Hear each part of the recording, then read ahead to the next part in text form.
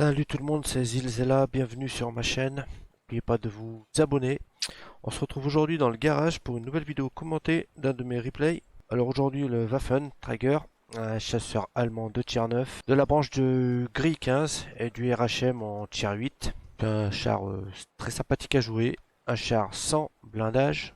Vous le rappelez quand même, hein, aucun blindage sur ce char. Pas de dépression, hein, -5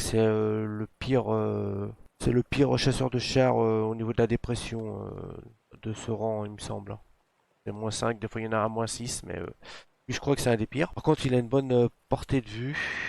On a 487, sachant que j'ai mis les binos, que j'ai pas frère d'armes, faudrait que je refasse tout ça. J'ai juste l'œil de lynx, portée de vue, longue vue, donc on a quand même une bonne portée de vue. Et on a un camo assez bon, 45% immobile et puis en déplacement autour de 20%, sachant que on a la compétence camouflage et qu'on a un camo. Voilà, donc un très bon DPM, hein, on a 3414 dégâts par minute sur ce char, on a un alpha de 560 pour une pénétration moyenne de 276. Comparé au char du même rang, donc c'est compère du chasseur de char de tir 9.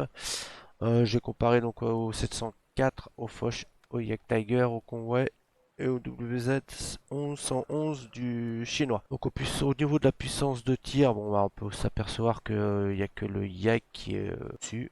J'ai pas mis le T30 au même tir, j'ai pas mis le T30. Je n'ai pas mis le T30 parce que j'estime que le T30 c'est quand même un T30 et un Waffen, c'est pas du tout le même gameplay, c'est pas du tout même le Yag, on va dire qu'on peut pas tout à fait. Bon, je l'ai quand même mis, mais bon, on aurait pu s'en passer. Au niveau des dégâts moyens, bon on est un peu en dessous du l'obusier 704 quoi, avec les 700 de dégâts, un gros alpha. Mais par rapport aux autres, on est relativement correct. Au niveau de la pénétration, on est aussi pas mal. C'est une catégorie que je connais pas là, les chasseurs de chars chinois.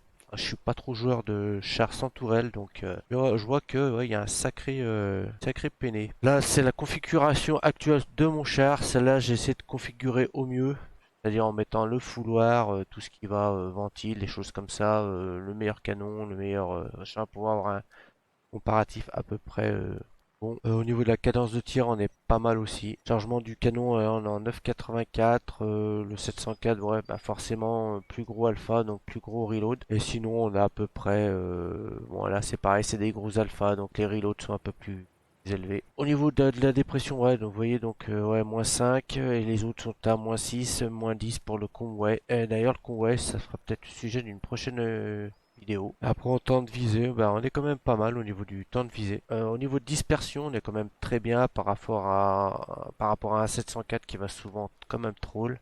Qui va troll aussi, le Conway va troll aussi, puis apparemment le WZ aussi, ça a pas l'air d'être une grande précision. Au niveau du DPM, on a le Yak qui est au-dessus, un petit peu au-dessus. Alors après, bon, ça reste que des chiffres, hein, tout dépend si vous mettez le chocolat, si vous jouez à la ration, si vous jouez, bon. Donc ça reste simplement des chiffres indicatifs, c'est pas non plus forcément très vrai. Au niveau des points de structure, bon, le plus blindé c'est le Yag, hein, Yag Tiger qui est relativement très blindé, et avec les 250 de tourelle, enfin la caisse plutôt, on va dire.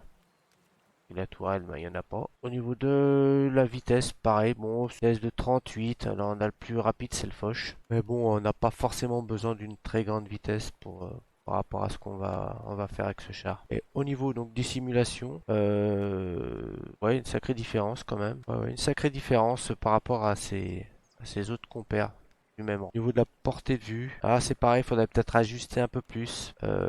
Bon, apparemment, par rapport au Conway que moi j'ai aussi, bon, on est à peu près sur la même longueur. Après, à savoir si vous voulez jouer avec des binos, vous pouvez les jouer avec des optiques traitées, ça dépend. Ça dépend ce qu'on veut faire. Voilà donc ce qu'on peut dire sur ce char.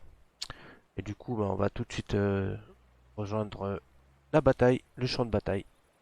Allez, à tout de suite.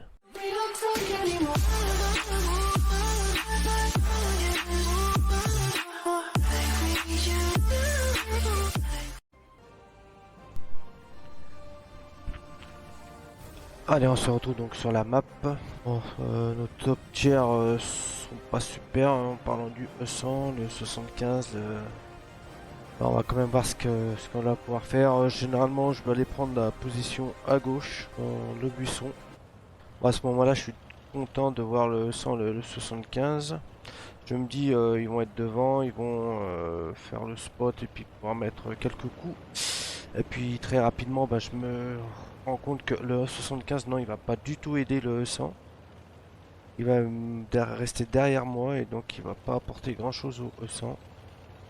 Et ça va déjà être un peu compliqué. La deuxième chose qui me déplaît, c'est la position du E75 qui se met juste derrière moi. Tout juste bon à se faire spot et puis à faire que je me prenne un coup à sa place. Là, toujours faire très attention.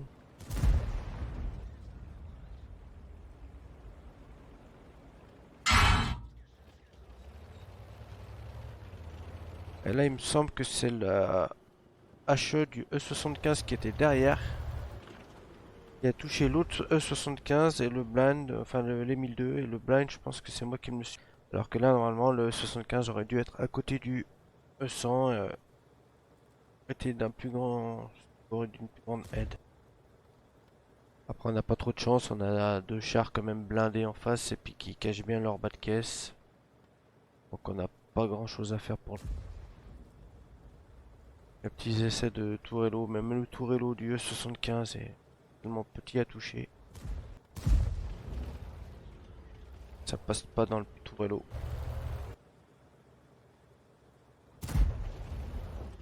Ou ben on passe un peu à la HE. Au moins qu'on fasse des dégâts d'équipement et de personnel.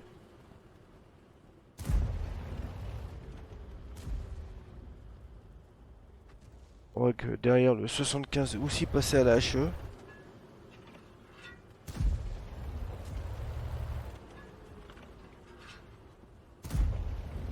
Là j'aurais pas dû tirer.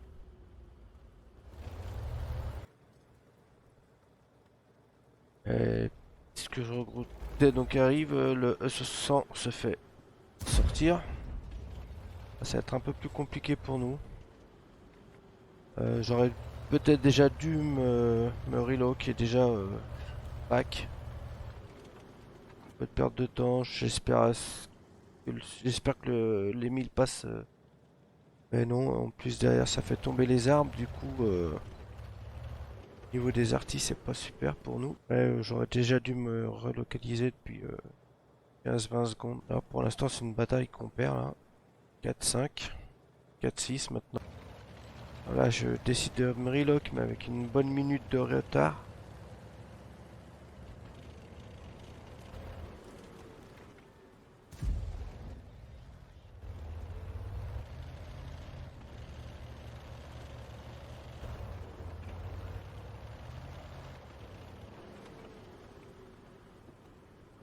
On va éviter la deuxième salve.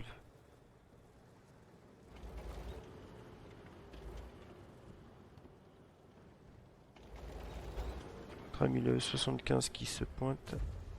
Vous voyez un très bon canon hein, sur le Waffen. Hein.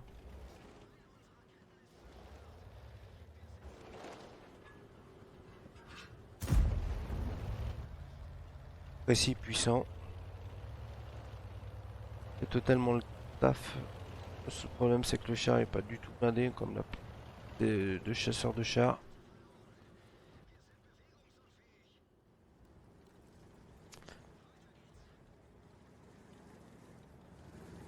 Et là toujours le 75 qui reste à côté de moi mais qui va couvrir nos arrières.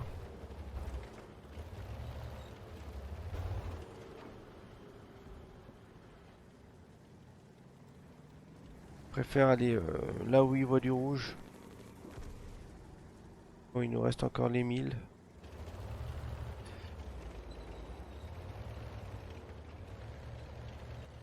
Et les 1000 qui arrivent.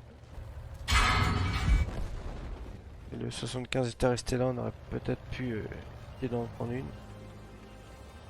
Et ben là on prend quand même l'avantage, 10, 11, 8.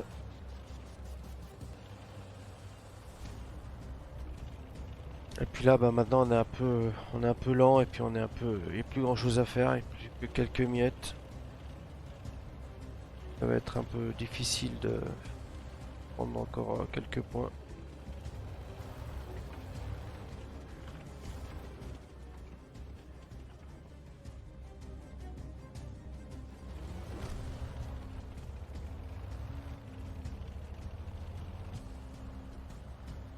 Bon, rien d'exceptionnel hein, dans la vidéo, mais c'était vraiment histoire de ressortir une vidéo.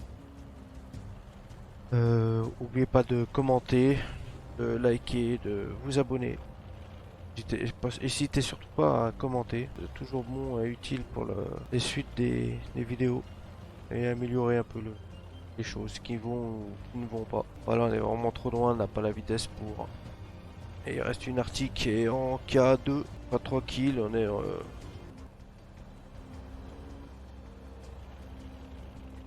Voilà, j'espère que ça vous aura plu. N'oubliez pas de commenter, liker et vous abonner. À la prochaine, salut!